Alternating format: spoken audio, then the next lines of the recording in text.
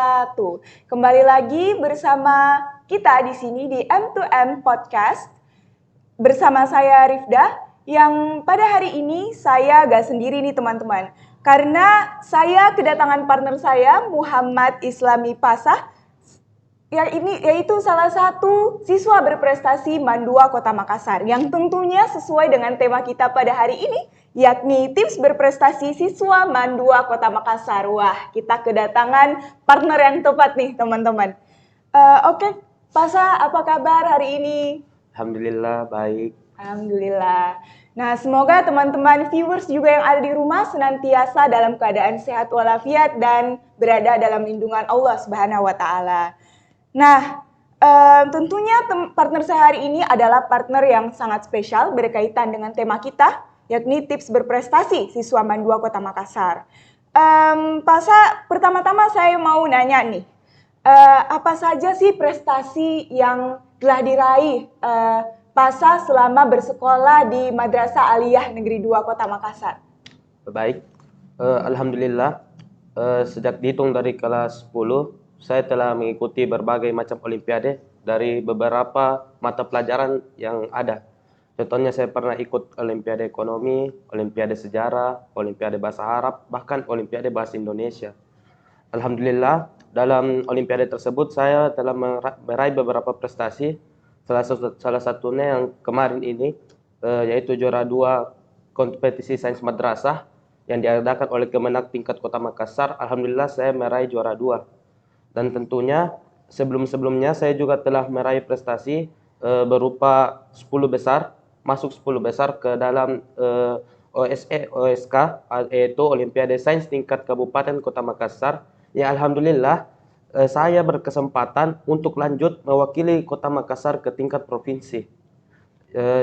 Yang lain lagi di mata pelajaran bahasa Arab, alhamdulillah saya dapat juara 3 lomba Olimpiade bahasa Arab OBA kelima yang diselenggarakan oleh MGMP Bahasa Arab seluruh Indonesia. Dan alhamdulillah saya akan mewakili ke tingkat provinsi selanjutnya lagi. Selain itu sebelum-sebelumnya lagi saya alhamdulillah telah meraih beberapa prestasi di berbagai macam lomba yang diselenggarakan secara online, dan alhamdulillah telah mengoleksi banyak medali di rumah juga. Alhamdulillah. Wah, luar biasa sekali ya teman-teman. Saya dengarnya aja amazed banget ini. Saya amazed banget sama prestasinya, gak selesai-selesai, gak kelar-kelar. Oke, baik. Jadi setelah semua prestasi itu, saya mau nanya nih ke Pasah. Bagaimana sih kira-kira perasaannya Pasah setelah melihat bahkan merasakan perjuangannya yang mungkin orang-orang nggak tahu nih perjuangannya sekeras apa yang Pasah lalui, apa yang Pasah korbankan untuk semuanya, untuk bisa yang pada akhirnya terbayar dengan semua prestasi Pasah yang udah disebut tadi. Mungkin bisa dijelasin nih gimana perasaannya. Baik, pertama-tama saya ingin mengucapkan Alhamdulillahirabbil alamin, karena atas berkat rahmat Allah saya mampu meraih semua itu dengan perjuangan dan pengorbanan yang telah saya lakukan. Mungkin prinsip saya dalam hidup ini penuh dengan pengorbanan dan perjuangan. Jadi saya sebagai manusia hanya perlu merelakan dan terus berusaha untuk meraih hal tersebut di tengah-tengah banyaknya ancaman dan banyaknya rintangan yang harus saya lalui. Itu yang selalu saya tanamkan dalam diri saya, yaitu terus maju hingga melampaui batas. Maksudnya apa? Yaitu saya terus memacu diri saya untuk terus meraih lebih dan lebih lagi, untuk terus berprestasi selanjutnya lagi, karena menurut saya itu merupakan sebuah hal yang betul-betul saya impikan, betul-betul hal yang saya inginkan sejak saya dari dulu. Jadi betul-betul pengorbanan dan apapun yang saya lakukan, alhamdulillah sekarang sudah terbalaskan. Tapi selanjutnya saya masih ingin yang lebih dan lebih lagi, seperti apa yang saya tanamkan dalam diri saya. Wah, luar biasa banget ya. Semoga itu menjadi motivasi bagi teman-teman yang ada di rumah. Selanjutnya setelah disebut tadi prestasi yang Pasah sebut, saya menangkap bahwa kebanyakan dari prestasi yang Pasah sebut itu condong ke mapel ilmu sosial seperti ekonomi. Nah, pertanyaan saya nih buat Pasah, Kenapa harus ekonomi? Kenapa bukan ilmu sosial yang lain, misalnya sosiologi atau yang geografi dan sebagainya? Kenapa PASA begitu tertarik dengan bidang ekonomi ini sendiri? Mungkin ada penjelasan tersendiri nih dari PASA. Baik, terkait dengan ilmu sosial. Sebenarnya dulu waktu saya dari SMP saya sudah pernah mengikuti olimpiade bermata pelajaran IPS. Contohnya KSM saya pernah ikut dan beberapa lomba-lomba yang dilaksanakan oleh instansi-instansi lainnya. Tapi pada saat masuk Diman, sebenarnya saya juga bimbang. Karena di SMA itu mata pelajaran IPS terbagi lagi menjadi 4 cabang bidang, yaitu geografi, sosiologi, ekonomi, dan sejarah, yang tentunya membutuhkan sebuah penjelasan yang dijelaskan lebih dalam lagi di SMA ini. Oke, jadi pada waktu itu, pada saat saya masuk, ada guru namanya Pak Hoiri. Pak Hoiri itu pada awalnya mengarahkan saya untuk melaju ke ekonomi tersebut. Karena waktu itu saya sebenarnya lebih condong ke arah geografi sebenarnya. Tapi karena beliau betul-betul ingin agar saya masuk di ekonomi dan berprestasi di bidang tersebut. Sehingga saya terus berpacu di bidang ekonomi, dan tentunya ekonomi juga itu menurut saya itu hal yang menyenangkan karena apa yang saya tanamkan yaitu pelajaran yang saya senangi itu adalah pelajaran yang mudah. Jadi saya selalu mengatakan bahwa pelajaran yang saya pelajari itu mudah. Contohnya pelajaran ekonomi itu mudah, saya belajar sejarah. Ditanya sejarah itu susah atau tidak, saya bilang mudah. Belajar MTK, bahkan MTK biasa saya bilang pelajaran matematika itu mudah. Karena saya ingin menanamkan dalam diri saya bahwa pelajaran-pelajaran yang saya pelajari itu mudah. Jadi secara simpelnya ekonomi adalah cabang bidang yang betul-betul saya ingin terus gapai prestasi di bidang tersebut. Oke. Wah, inspiring banget ya, ini latar belakangnya inspiring banget. Selanjutnya, pertanyaan selanjutnya nih buat PASA.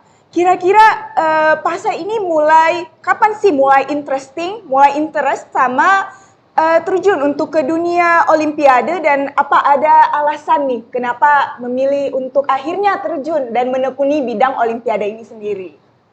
Begini, sejak saya dari SD sebenarnya saya juga ikut olimpiade, tapi lucunya waktu SD saya itu olimpiadenya itu olimpiade matematika. Olimpiade matematika yang sangat jauh basicnya dengan apa yang saya tekuni sekarang, yaitu ekonomi. Namun dari hal tersebut saya terus berkembang di setiap jenjang saya. Waktu SD saya ikut olimpiade matematika, lanjut di SMP saya ikut olimpiade di bidang IPS, lanjut di SMA saya ikut olimpiade di bidang ekonomi. Mengapa saya tertarik dengan bidang olimpiade? Karena orang-orang di luar sana mengatakan kalau juara olimpiade itu, wow, ini orangnya hebat, orangnya prestatif, orangnya sangat berprestasi. Itu membuat saya kayak bagaimana gitu, kayak dalam diri saya itu bertanya bahwa apakah saya bisa menjadi seperti orang tersebut? Apakah olimpiade itu memang sehebat itu gitu? Mengapa olimpiade disebut sebagai orang-orang itu hal yang istimewa, hal-hal yang betul-betul prestatif, sehingga dalam diri saya itu muncul sebuah rasa penasaran gitu. Jadi awalnya saya langsung terjun ke olimpiade matematika waktu SD, dan alhamdulillah ya sebenarnya karena baru terjun jadi belum meraih prestasi apapun. Tapi alhamdulillah berkembang di SMP saya diarahkan ke olimpiade IPS, saya mengikutinya dan alhamdulillah meraih beberapa prestasi di bidang tersebut, sehingga saya semakin termotivasi, sehingga saya semakin giat lagi mengikuti olimpiade, bahkan terbawa hingga saya di SMA ini. Saya pun betul-betul fokus ke dalam bidang olimpiade, khususnya dalam bidang olimpiade ekonomi, karena hal tersebut, bilang, wah, olimpiade itu orang-orangnya berprestasi, orang-orangnya hebat, sehingga saya merasa ingin jadi orang hebat seperti itu. Wah, keren banget ya teman-teman. Jadi dari sini kita bisa ambil kesimpulan nih, kalau jangan pernah takut buat mencoba. Jangan pernah takut buat mencoba apapun itu. Karena kita nggak tahu nih ke depannya, mungkin saja itu adalah hal yang betul-betul kita passion dalam hal itu gitu. Jadi nggak ada alasan, nggak perlu takut buat coba. Selagi ada kesempatan, gas aja gitu ya. Oke. Selanjutnya pertanyaan buat PASA. Kira-kira ada nggak sih tokoh atau individu atau orang atau siapa gitu yang memotivasi Pasa hingga akhirnya memutuskan mengikuti berbagai olimpiade? Mungkin ada people yang inspiring gitu buat Pasa? Gimana nih? Baik, orang yang memotivasi saya untuk ikut olimpiade itu pertama itu orang tua saya di rumah. Karena begini, mama saya di rumah itu kalau ada lomba pasti dia suruh saya ikut. Mau lomba menyanyi lah, lomba joget malahan disuruh ikut, lomba baca puisi, lomba musik, semua bilang ikut saja, ikut saja, ikut saja. Dan saya pasti pada awalnya saya juga agak tertekan bilang, "Ih, kenapa ini?" Mama bilang terus mendorong saya untuk hal tersebut. Tapi ternyata saya sadar bahwasannya dengan mendorong hal tersebut saya semakin percaya diri ke depannya. Saya menjadi seorang orang yang bisa disebut kayak banyak talenta begitu, banyak pengalaman, lebih banyak ketika saya mengikuti lomba-lomba lagi, saya sudah tidak canggung lagi begitu. Jadi betul-betul mama saya itu kayak alhamdulillah betul-betul mendorong saya, mendukung saya dan memotivasi saya untuk terus melangkah lebih jauh lagi eh, menuju ke untuk meraih prestasi-prestasi yang selanjutnya saya akan gapai lagi gitu. Betul. Jadi orang yang memotivasi saya itu orang tua saya di rumah untuk ikut olimpiade. Ya, betul. Jadi orang yang memotivasi kita itu adalah tentunya yang paling besar adalah kedua orang tua kita di rumah nih, ayah, ibu kita, keluarga kita yang terus memberikan support buat kita maju ke depan untuk meraih apa yang kita impikan nih teman-teman. Selanjutnya pertanyaan buat Pasha yang mungkin agak spesifik ya, spesifik karena Pasha adalah seorang siswa yang senang mengikuti olimpiade. Mungkin ada tips nih buat teman-teman di rumah dari Pasha, gimana sih tips untuk belajar mempersiapkan diri, prepare semua yang berkaitan untuk mengikuti lomba bidang apa saja untuk mengikuti olimpiade. Mungkin ada tips dari Pasha gitu buat teman-teman. Baik, jadi saya ingin membagi tips-tips saya belajar untuk olimpiade.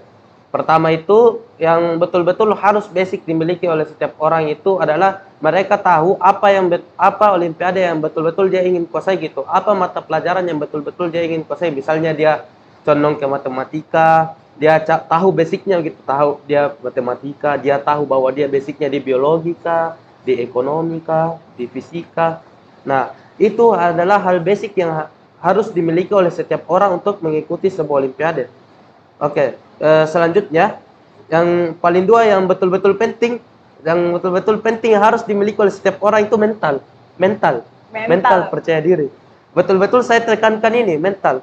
Karena apa? Saya selalu berpesan begini, kalau memang ingin ikut olimpiade tapi mentalnya tidak ada, dalam artian takut gitu sama lawan, lebih baik jangan ikut.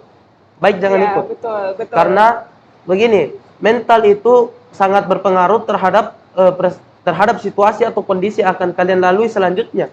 Dalam misalnya kalau kalian sudah belajar bahkan sangat intensif lah istilahnya, tiba-tiba dalam olimpiade kalian tiba-tiba drop gitu. Tiba-tiba aduh, kayaknya saya nggak bisa deh. Aduh, lawannya kok ini. Aduh, lawannya udah kicep duluan ya, udah kicep duluan. Iya, udah laju duluan gitu. Belum ikut perang udah takut. Belum ikut udah mundur duluan gitu. Jadi betul-betul mental itu sangat berpengaruh. Karena saya juga merasakan, karena saya juga pernah merasakan gitu. Waktu saya ikut olimpiade, mental saya down. Padahal saya sudah menguasai materinya, tapi karena mental saya akhirnya kalah gitu. Padahal lawan saya kayak biasa-biasa aja gitu. Biasa aja, tapi karena mental dia kuat sehingga dia mampu menang gitu. Oke, yang ketiga yang penting juga ini adalah kalian harus mengerti pola belajar kalian begitu. Pola belajar kalian di setiap mapel. Contohnya saya ekonomi. Kalau saya itu ekonomi, saya lebih suka diberikan sebuah bimbingan oleh guru mapel gitu. Kayak orang-orang memberikan saya pembimbingan, baru saya catat materi tersebut. Saya catat baik itu di buku lah, saya catat di HP. Karena menurut saya dengan saya mencatat, maka saya memori saya itu kayak akan teringat gitu, akan terflashback kalau misalnya saya olimpiade gitu. Oh ada soal muncul ekonomi begini, oh saya pernah catat gitu, oh saya pernah pelajari ini, saya pernah dijelaskan. Akhirnya oh memori saya terisi kembali. Akhirnya saya mengetahui jawaban dari olimpiade tersebut. Jadi intinya cari sebuah pola belajar yang betul-betul itu mendorong kalian untuk dapat memahami pelajaran itu dengan cepat dan betul-betul efektif. Misalnya kalian merasa nyaman kalau sendiri belajar, tidak ada gangguan, atau kalian lebih merasa nyaman belajar di keramaian, merasa nyaman belajar kalau membaca semua materi gitu, nyaman kalau menjelaskan, metode menjelaskan.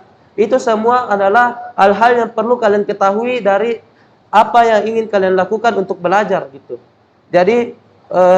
Jadi kalau kalian ingin maju untuk olimpiade, kalian itu harus butuh tadi itu, tahu basicnya, tahu mentalnya, tahu pola belajar kalian, sehingga ketika kalian olimpiade itu kalian sudah siap baik dari segi mental maupun segi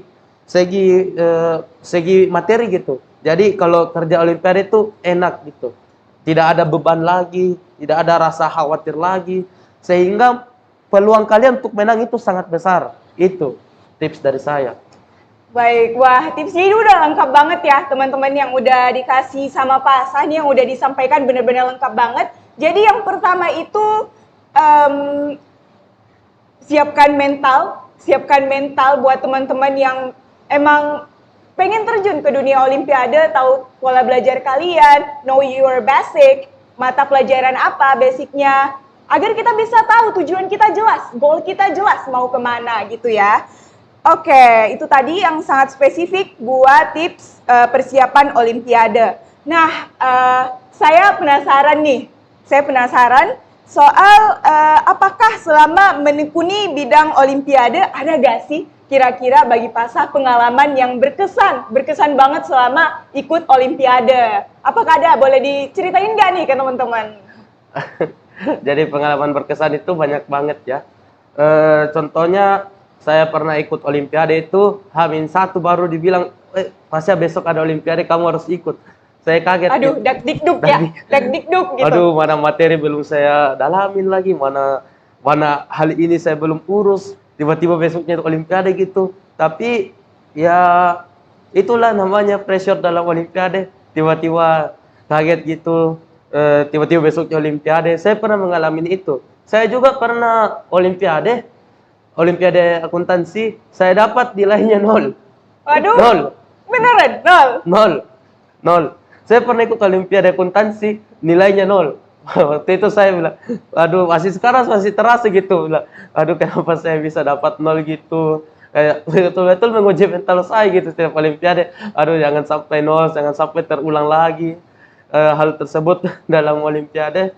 Jadi betul-betul dari pengalaman-pengalaman tersebut, pengalaman yang berkesan itu, saya mengambil banyak pelajaran yang betul-betul saya saya terapkan ketika saya mengikuti olimpiade selanjutnya. Sehingga dari hal tersebut saya dapat berkembang dan menjadi yang lebih baik lagi ke depannya. Jadi jadi tips saya juga satu ini, ikut saja olimpiade apabila kalian disuruh ikut olimpiade ekonomi, ikut olimpiade matematika sama guru kalian, karena kalian akan mendapatkan pengalaman yang berharga gitu, sehingga kalau disuruh lagi kalian tidak akan takut lagi bilang, oh saya sudah pernah ikut, saya sudah tahu rasanya gimana, saya sudah tahu feel-nya gimana, saya tahu harus ngapain ketika olimpiade tersebut. Jadi buat teman-teman, jangan pernah berhenti untuk mencoba itu, jangan pernah berhenti untuk mencoba apapun itu. Jangan pernah berhenti untuk mencoba, karena dari mencoba itu kalian mendapatkan pengalaman, dan pengalaman akan membuat kalian menjadi jauh lebih baik lagi ke depannya. Itu.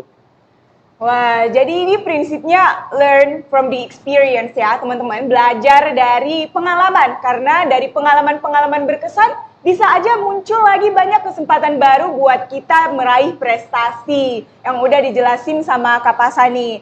Selanjutnya, apakah selama mempersiapkan olimpiade, apa ada tantangan atau mungkin struggle atau kesulitan yang Pasa hadapi? Jika ada, boleh nih mungkin Pasa bisa share serta cara mengatasinya gimana buat Pasa gitu. Oke, jadi pertanyaan tadi tentang struggle atau permasalahan Iya, ketika saya betul. ikut Olimpiade ya. Betul. Oke, jadi struggle menurut saya itu banyak. Pertama itu tentang tadi belajar. Saya pernah dulu sempat kayak tidak tahu gitu cara belajar saya, belajar sebuah mapel ini kayak bagaimana gitu. Misalnya kayak ekonomi kan tiba-tiba juga saya didorong untuk ke hal tersebut. Saya juga pada awalnya bingung gitu. Aduh ini ekonomi gimana gitu. Eh, Kayak materinya juga susah-susah, banyak ada teori, ada hitungannya juga. Tapi itu tadi temukan pola belajar kalian gitu. Jadi ketika kalian temukan pola belajar, jadi kalian bisa belajar dengan lebih nyaman dan efektif. Tentu saja bukan istilahnya masuk telinga kanan keluar telinga kiri gitu. Jadi masuk dalam pikiran kalian langsung gitu. Tidak langsung kayak besoknya udah lupa, satu minggunya lupa lagi, dibaca lagi, lupa lagi gitu. Tidak. Jadi betul-betul dari hal tersebut saya belajar bahwa saya harus menemukan pola belajar yang efektif bagi saya. Selanjutnya struggle terbesar saya itu juga adalah memanage waktu saya gitu. Karena sangat apa ya, saya dalam manage waktu itu sebenarnya kayak agak kacau juga begitu. Ya, Kayak, berat juga ya. Iya berat juga karena saya harus pikir pelajar di dalam kelas, saya juga harus pikir bimbingan di ketika saya ingin mengikuti sebuah olimpiade, saya juga pikir tentang keluarga, saya juga pikir tentang organisasi. Itu semua merupakan sebuah hal yang betul-betul menjadi struggle, permasalahan yang sangat besar bagi saya. Tapi kalau menurut saya betul-betul harus memacu diri saya untuk mengatasi hal tersebut, memacu hingga seperti tadi yang saya bilang, memacu hingga melampaui batas gitu. Saya betul-betul memacu sehingga saya dapat mengatasi waktu-waktu mengatasi dan dapat memanage waktu saya menjadi lebih baik lagi gitu. Sehingga kedepannya kalau ada hal begini, saya sudah hal yang mendesak, saya bisa mengatasinya sehingga permasalahan itu dapat terselesaikan dengan baik. Saya juga dapat mengatasi kesibukan saya yang ini, kesibukan saya yang itu, dan kesibukan saya yang lainnya. Jadi kuncinya itu kalian harus juga bisa memanage waktu kalian sehingga waktu kalian itu tidak terbuang sia-sia. Sehingga waktu kalian itu efektif buat kalian untuk memacu diri kalian menuju prestasi yang sangat-sangat amazing lagi nantinya. Ya, intinya ada di manajerial waktu ya, teman-teman harus pintar-pintar nih, teman-teman. Di rumah harus pintar-pintar gimana cara bagi antara belajar di kelas. Kalau emang anak olimpiade, bagaimana caranya untuk membagi olimpiade dengan organisasi, dengan keluarga, dan sebagainya. Nah, tentu nih partner saya, Pasa, hari ini gelar siswa berprestasi yang meraih 4 kejuaraan pada kompetisi yang berbeda. Tentu ini hal yang membanggakan banget dong. Proud banget, saya aja amazed dengarnya, apalagi teman-teman di rumah ya. Tentunya amazed banget dengar ini. Terus selanjutnya pastinya Pasa seperti prinsipnya tadi, maju terus tanpa hingga melampaui batas, terus mencoba. Nah, tentunya apa sih harapan Pasa untuk kedepannya buat Pasa sendiri? Baik, jadi tadi pertanyaan tentang harapan. Ya, betul. Harapan saya ke depannya itu saya dapat berprestasi lagi tuh, karena begini ya, saya itu tetap bersyukur dengan apa yang saya dapatkan sekarang. Tapi kalau bertanya tentang kepuasan untuk meraih prestasi, menurut saya itu masih jauh. Saya ingin meraih prestasi yang lebih lagi, meraih prestasi di tingkat nasional, bahkan kalau perlu saya ingin meraih prestasi di tingkat internasional. Jadi kalau Terry bertanya bahwa saya bersyukur, alhamdulillah saya sangat bersyukur. Apapun yang terjadi saya sangat bersyukur. Tapi bertanya tentang kepuasan, menurut saya itu masih jauh.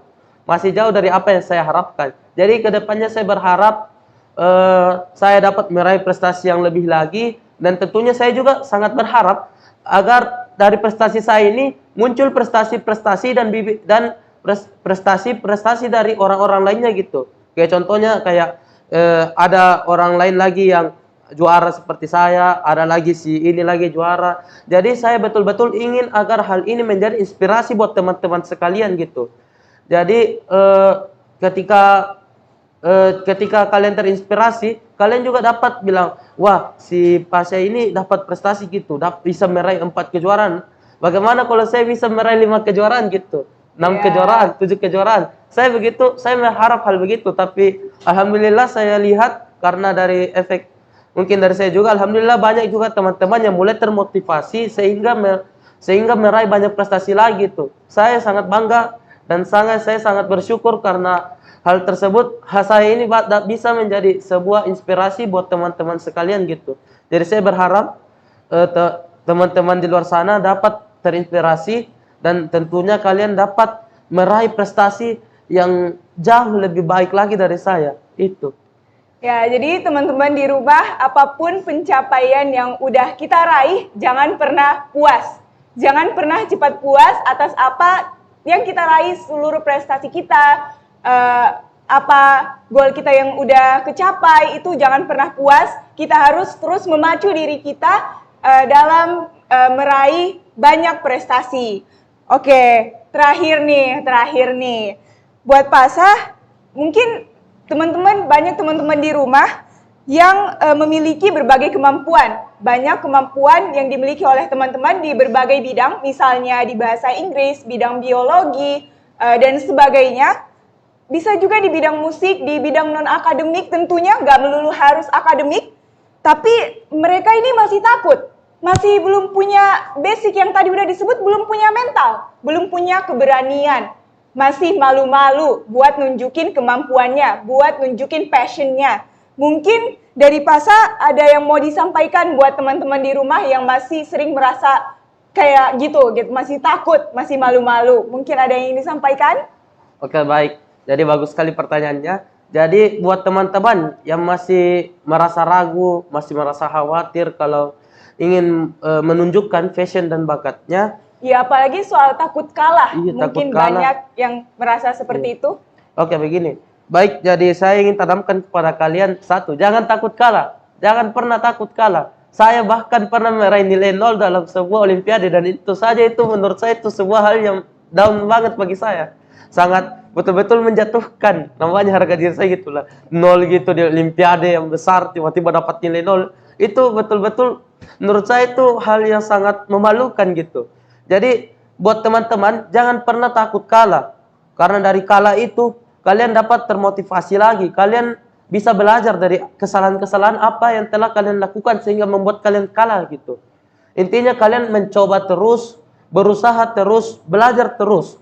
Intinya jangan pernah berhenti untuk mencapai impian kalian dan jangan cepat berpuas diri. Itu. Dan bagi yang merasa malu-malu, tunjukkan saja. Jangan pernah merasa bahwa aduh aku ini malu-malu nih, tidak bisa nunjukin ini. Tapi kalian itu tidak boleh itu namanya malu-malu. Jadi kalian tunjukkan saja, apalagi kalau sudah disediakan yang namanya tempat atau sudah disediakan yang namanya kayak diberikan sebuah tempat atau fasilitas gitu ya. Jangan pernah kalian jangan disia-siakan gitu. Kayak kalian masih malu-malu baru tiba-tiba diberikan kalian fasilitas baru kalian bilang malu-malu, janganlah aku menolaknya. Itu merupakan kesalahan terbesar menurut saya. Jangan pernah menolak sebuah kesempatan yang diberikan kepada kalian. Karena boleh jadi dalam kesempatan itu kalian dapat berkembang menjadi jauh lebih baik lagi. Kalian dapat menghilangkan rasa malu-malu dari dalam diri kalian. Kalian mampu menunjukkan bakat kalian. Kalian dapat maju lebih baik lagi ke depannya. Itu semua merupakan tentunya keberhasilan terbesar yang diraih oleh seseorang ketika mereka mampu menunjukkan bakatnya dengan baik. Jadi pesan saya, jangan pernah merasa malu-malu, merasa ilfil gitu bilang, aduh aku ini tidak bisa. Tunjukkan saja. Apapun yang terjadi, bagus atau tidaknya itu urusan belakangan. Tunjukkan saja, maju terus, dan jangan pernah menyerah. Itu. Ya betul, PD is key ya teman-teman. PD adalah kunci. Apapun itu, kalau ada kesempatan, maju aja. Jangan malu-malu, percaya diri kalian bahwa kalian bisa. Kalian lebih dari apa yang kalian pikirkan. Nah, mungkin dari motivasi itu adalah sebagai penutup. podcast kita pada hari ini yang bertema tips berprestasi siswa BAN 2 Kota Makassar dengan partner narasumber saya Muhammad Islami Pasa dari kelas 11 IPS 1 nih teman-teman yang telah membanggakan keluarga, membanggakan dirinya sendiri serta membanggakan Madrasah Aliyah Negeri 2 Kota Makassar. Tentunya dengan segala pencapaian itu, pencapaian yang telah disebut oleh Pasa, semoga dapat memotivasi teman-teman di rumah untuk terus berpacu, untuk terus memacu dirinya sendiri, untuk meraih begitu banyak prestasi yang mungkin lebih dari Pasa capai. Semuanya tergantung dari diri kita sendiri, semuanya dimulai dari diri kita sendiri. Baik, mungkin terima kasih Pasa telah hadir bersama kita pada hari ini, udah beri banyak motivasi, tips, dan tentunya hal-hal lainnya yang menginspirasi teman-teman di rumah. Oke, mungkin sekian dari podcast kita hari ini. Semoga bermanfaat bagi teman-teman yang ada di rumah dan semoga menjadi motivasi bagi diri kita semua maupun diri saya sendiri. Sekian, wabillahi taufiq wal hidayah. Assalamualaikum warahmatullahi wabarakatuh dan sampai jumpa di podcast berikutnya.